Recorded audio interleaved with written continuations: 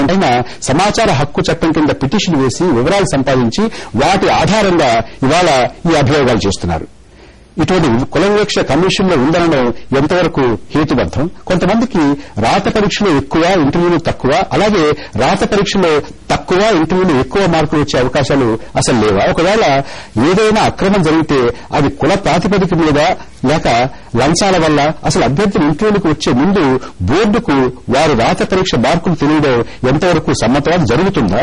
ఈ ఆరోపణలకు ఏపీపీఎస్సీ దగ్గర, ప్రభుత్వం దగ్గర ఎటువంటి సమాధానం ఉంది అనేది ఇవాళ చర్చనీయాంశాలు. ఇవాళ చర్చలో పాల్గొనాలని ఏపీపీఎస్సీలో ఉన్నటువంటి అధ్యక్షుడు అలాగే సభ్యులు చాలా మంది మేము చాలాసేపటి నుంచి ప్రయత్నం చేస్తున్నాం. ఇంతవరకు వారి నుంచి ఏ రకమైనటువంటి సమ్మతి రాలేదు. మనం చర్చ ముగించేలోగా ఎవరైనా ఒకరు మనతో మాట్లాడడానికి ముందుకు వస్తారని ఏపీపీఎస్సీ చెప్తున్నటువంటి వారు అవలంబిస్తున్నటువంటి వైఖరిని, వారి వెర్షన్ని మనకి తెలియజేస్తారని ఆశిద్దాం.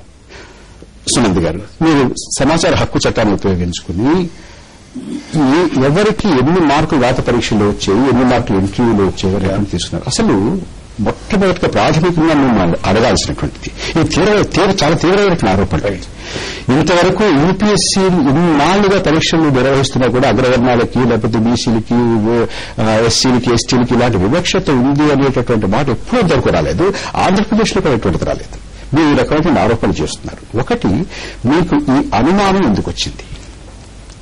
రెండవది, మీ దగ్గర ఉన్నటువంటి సమాచారం ఎంతవరకు నిజంగా అథెంటిక్ సమాచారం? ఓకే, అదే ఆర్టీఐ చట్టం ప్రకారం వాళ్ళు ఇచ్చే ఇన్ఫర్మేషన్ కూడా సార్ అది తప్పైతే వాళ్ళ మీద ప్యూనిటివ్ యాక్షన్ తీసుకోవచ్చు. సో వాళ్ళు తప్పు ఇన్ఫర్మేషన్ ఇచ్చే క్వశ్చన్ లేదు. ఇంకోటి ఏంటంటే కొన్ని ఇన్స్టెన్సెస్ చెప్తాను సార్. ఒక ఇద్దరు స్టూడెంట్స్ మీకు అనుమానం ఎందుకు వచ్చింది? అది ఎప్పటి నుంచో రూమర్స్ ఉన్నాయి కదా సార్. నాకు ఉస్మానియా యూనివర్సిటీలో ఫ్రెండ్స్ ఉన్నారు, ఇంకా రిక్రూట్మెంట్ అయిన ఫ్రెండ్స్ కూడా ఉన్నారు. వాళ్ళందరూ ఇదే చెప్తా ఉంటారు. వాళ్ళ బ్యాచ్మేట్స్ ఉంటారు కదా, వాళ్ళకి అంత స్టాండర్డ్ లేకపోయినా కానీ వాళ్ళు got much better post than them అట్లాంటివి చెప్తా ఉంటే నేను అనుకున్నాను అది ఇంకా పేపర్స్ లో చాలాసార్లు వచ్చింది సార్ ఇట్లా ఇర్రెగ్యులారిటీస్ ఉన్నాయని చెప్పి. సరే, నేను కూడా ఇంటర్వ్యూకి వెళ్ళాను. I expected much better marks. So అందుకని నేను అప్లై చేశాను సార్. అంటే ఇంటర్వ్యూ జరుగుతుండగా, మనం ఇంటర్వ్యూ చేస్తుండగా మీకు అనుమానం వచ్చిందా? నాకు ఏదైనా ఇందులో తక్కువ చేస్తారేమో అనే అనుమానం మీకు కలిగిందా? అప్పుడైతే ఏం లేదు sir. Once the final results were out, ఆ రిజల్ట్స్ కూడా అర్ధరాత్రి వచ్చారు సార్, 2 గంటలకి. అది ఇంకా కొంతమంది ఫ్రెండ్స్ ఎంతమంది చెప్పాను కదా, కొంతమంది ఫ్రెండ్స్ చెప్పారు. 2 ఇన్స్టెన్సెస్ చెప్తాను సార్. ఒక ఆయనకి రిటర్న్ లో 687 మార్క్స్ వచ్చాయి, టాపర్ ఓవరాల్ అందరికన్నా. ఆయనకి ఇంటర్వ్యూలో 32 వచ్చినాయి సార్. సో ఆయన టాపర్ ఉండాల్సింది 4th అయ్యాడు. ఇంకొక ఆయన 678 సార్, సెకండ్ హైయెస్ట్. ఆయనకి 21 మార్కులు వేశారు. ఆయన డిప్యూటీ కలెక్టర్ ఓపెన్ లో రావాల్సిన ఆయన, these two are reserve candidates BCs, ఆయనకి 28 మార్క్స్ వేశారు సార్. టోటల్ చూస్తే ఆయనకి డిప్యూటీ కలెక్టర్ రాలేదు, ఆర్టీఐగా సెటిల్ అవ్వాల్సి వచ్చింది. భద్రయ్య గారు, ఇలా జరిగే అవకాశం ఉందా? మీరు కమిషన్లో పనిచేశారు, మీకు జరుగుతున్నటువంటి ప్రక్రియ, వడపోత, ప్రిలిమ్స్, మెయిన్స్, ఇంటర్వ్యూలు ఇవన్నీ కూడా చాలా బాగా తెలిసినటువంటి వారు. సునంద్ చెప్పే దాంట్లో వాస్తవం ఉండొచ్చు. ఇన్ని మార్కులు రాత పరీక్షలు వచ్చి, ఇన్ని మార్కులు ఇంటర్వ్యూలు వచ్చాయి అనేటువంటిది అథెంటిక్ కావచ్చు, అది కాదు. అయితే దీని వెనకాల కులం, వివక్ష, పక్షపాతం ఉండే అవకాశం ఉందా? ఉంది, అవకాశం ఉందండి. ఇది 2006లో ఇంటర్వ్యూస్ జరిగినటువంటి రిక్రూట్మెంట్. ఈరోజు పేపర్లో ఏదైతే వచ్చిందో అది 2006లో ఇంటర్వ్యూస్ జరిగాయి. సో 2009లో మొన్న మేలో కూడా 2009 మేలో కూడా మళ్ళీ ఇంటర్వ్యూస్ గ్రూప్ 1 జరిగాయి. నాకు మార్చి ఫిబ్రవరిలో కొంతమంది BC candidates, SC candidates, ST candidates నన్ను అప్రోచ్ అయ్యి చెప్పారు, సార్ లాస్ట్ గ్రూప్ 1లో రిజర్వ్డ్ క్యాండిడేట్స్ అందరికి కూడా ఇంటర్వ్యూలో చాలా తక్కువ మార్కులు వచ్చాయి, మిగతా వాళ్ళందరికీ ఒక సామాజిక వర్గానికి సంబంధించి చాలా అబ్నార్మల్ మార్కులు వచ్చాయి. సో మీరు ఒక బీయింగ్ రిజర్వ్డ్ మెంబర్ గా దీన్ని మీరు అడ్డుకోవాలి, న్యాయం జరిగితే మాకు చాలు, ఉద్యోగం రావచ్చు రాకపోవచ్చు అని నాకు రిప్రజెంట్ చేయడం జరిగింది. సో పిల్లలు చెప్పినంత మాత్రాన కమిషన్ ని బ్లేమ్ చేస్తున్నప్పుడు నేను ఒక మెంబర్ గా కమిషన్ కి ఎంతవరకు ఇది కరెక్ట్ కమిషన్ లో అన్నటువంటిది నేను ముందు అసెప్టెన్స్ చేసుకోవాలి.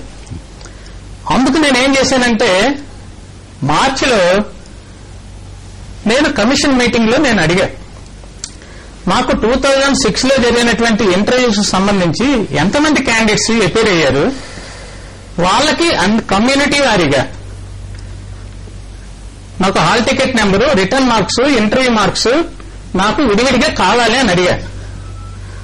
అడిగితే నాకు ఇవ్వలా. సో నెక్స్ట్ మీటింగ్ వచ్చేటప్పటికి ఒక 15 days లో ఇప్పుడు గోపాలం గారు ఐఏఎస్ వారు వచ్చారు సెక్రటరీగా. అప్పుడు కూడా నేను రైట్ చేశాను. అప్పుడు సెక్రటరీ గారు ఏమన్నారంటే, మీరు మెంబర్గా మీరు తెలుసుకోవడంలో తప్పేం లేదు, నేను ఇస్తానండి. ఆఫీసులో సెక్రటరీ దగ్గర నుండి కిందని ఆ మార్కులు టైప్ చేసినటువంటి టైపిస్ట్ వరకు ఈ మధ్యలో ఉన్న వాళ్ళందరికీ తెలుస్తున్నప్పుడు మెంబర్గా మీరు తెలుసుకోవడంలో తప్పలేదు, నేను ఇస్తాను అని అన్నారు. కానీ నెక్స్ట్ ఏప్రిల్ వచ్చేటప్పటికి మీటింగ్ లో మళ్ళీ నేను అడిగితే సెక్రటరీ గారు ఏమన్నారు, మళ్ళీ సమావేశం వరకు ఈ మధ్యలో మీకు ఏ సమాచారం ఇవ్వలేదు, ఏ సమాచారం లేదు. సో మళ్ళీ నేను అడిగే ఒక ప్రశ్న వస్తుంది ఇక్కడ. మీరు ఒక సభ్యులుగా ఉండి, మామూలు సభ్యులు కాదు, మీరు మాజీ శాసనసభ్యులు, రాజకీయంగా రెండు సార్లు మీరు శాసనసభలో సభ్యులుగా ఉన్నటువంటి వారు, చాలా రాజకీయంగా పలుకుబడినటువంటి వారు, మామూలుగా ఉండేటువంటి వారుగా చాలా మీరు వాయిస్ ఉన్నటువంటి మనిషి, అధ్యక్షులు చైర్మన్ కూడా బహిరంగంగా వ్యతిరేకించగలిగేటువంటి శక్తి ఉన్నటువంటి మనిషి. మీరు అడిగితే ఇవ్వలేదనంటే ఒకవేళ అదే నిజం అనుకుంటే కనుక ఇంటర్వ్యూ బోర్డులో కూర్చున్నటువంటి వారికి ఇంకో వీరికి ఇన్ని మార్కులు రాత పరీక్షలు వచ్చి, ఇన్ని మార్కులు రాత పరీక్షలు వచ్చి, వీళ్ళు ఇక్కడ నుంచి ఇంత బాగా పైకి తీసుకెళ్లారంటే ఇంటర్వ్యూలో ఇన్ని ఎక్కువ మార్కులు వేయాలి అనేటువంటిది బోర్డులో కూర్చున్న వాళ్ళకి సమాచారం ఉంటుందా? మీకే సమాచారం వాళ్ళకు ఉంటుందా? రిటర్న్ లో ఎన్ని మార్కులు ఏ క్యాండిడేట్స్ కి వచ్చాయి అన్నటువంటిది బోర్డులో కూర్చున్న వాళ్ళకి తెలుసు, ఎవరికి తెలియదు. మరి తెలియనప్పుడు చైర్మన్ వీళ్ళకి ఇన్ని తక్కువ వచ్చాయి, మనం ఇంటర్వ్యూలో ఇన్ని ఎక్కువ మార్కులు వేస్తేనే వీళ్ళని మనం దాటించవచ్చు అనేటటువంటి స్పృహ వాళ్ళకి ఎలా ఉంటుంది? లేదు.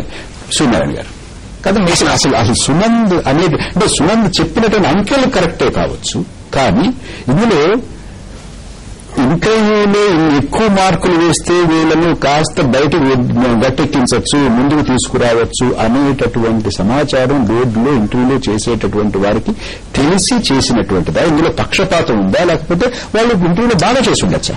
కొంతమంది రాత పరీక్షలు బాగా చేసేటువంటి వాళ్ళు ఇంటర్వ్యూ బాగా చేయలేకపోవచ్చు, మళ్ళీ చేయలేకపోవచ్చు. ఇంటర్వ్యూలో బాగా చేయలేటువంటి వాళ్ళు రాత పరీక్షలు బాగా చేసి ఉండొచ్చు. అలాంటి అలా అంటే ఇది కేవలం పక్షపాతానికి, కుల వివక్షకి మనం అంటగట్టేటటువంటి అవకాశం ఉందా? లేదండి. ఎందుకంటే రిటర్న్ మార్క్స్ తెలిస్తే గానీ ఇంటర్వ్యూ మార్క్స్ ఎన్ని వేస్తే వాళ్ళకి అవకాశం వస్తుంది, పోస్ట్ రావడానికి కానీ మంచి పోస్ట్ రావడానికి కానీ అనేది తెలుస్తుంది. రిటర్న్ మార్క్స్ తెలియవు. All confidential records secretary will be the custodian, not the service commission. Secretary will be always IAS officer. He will be very careful. Number 1. Number 2, కుల వివక్ష ఉంది ఇక్కడ ఇవ్వడానికి అనడానికి అక్కడ ఒకే సామాజిక వర్గం, అక్కడ 5 మెంబర్స్ ఉంటారు, ఒక చైర్మన్, 2 మెంబర్స్, 2 ఎక్స్పర్ట్స్. గ్రూప్ 1 లో అయితే చీఫ్ సెక్రటరీ లెటర్ రాస్తే chief secretary senior IAS IPS officers ని నామినేట్ చేస్తారు, అక్కడికి వాళ్ళు వస్తారు. ఈ 5 ఒక కులానికి సంబంధించిన మనుషులు అయి ఉండరు. కానీ అక్కడ మార్కులు వేస్తున్నప్పుడు కూడా ఎక్స్పర్ట్స్ మార్కులు వేయరు, కమిషన్ మెంబర్స్ ప్లస్ చైర్మన్ మార్కులు వేస్తారు. అది వీళ్ళు ఏది ఫాలో అయ్యారో 2 రకాలు. అక్కడ గ్రేడింగ్ సిస్టమా, కాన్సెన్సస్ మార్క్. కాన్సెన్సస్ మార్క్ అయితే ఒకటే ఉంటుంది, 5 డిస్కస్ చేసి సరాసరి తీసుకుంటారు. అంటే ఇన్ని మార్కులు వేద్దామంటే డిస్కషన్ చేస్తారు, 50, 55, 60, 70 వేసేస్తారు అనుకోని అందరూ ఎస్ఎస్ఎస్ అని. గ్రేడింగ్ కూడా ఉంటుంది, ఏబిసిడిఈఎఫ్ వరకు. గ్రేడింగ్ వచ్చిన తర్వాత పలానా గ్రేడ్ అని 5 డిసైడ్ చేస్తారు.